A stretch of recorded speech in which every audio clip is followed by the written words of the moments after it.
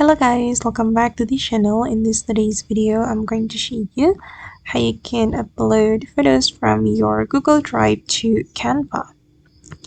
Okay, let's get into it guys. I have opened my Canva, and first of all, we need to go to the Canva apps so we can connect our Google Drive to Canva.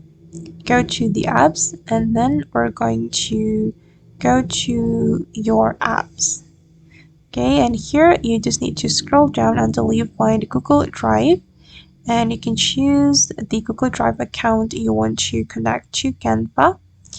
But wait, it's still loading guys. Okay, and as you can see guys, I have connected my Google Drive to Canva, so I just need to select photo from my Google Drive.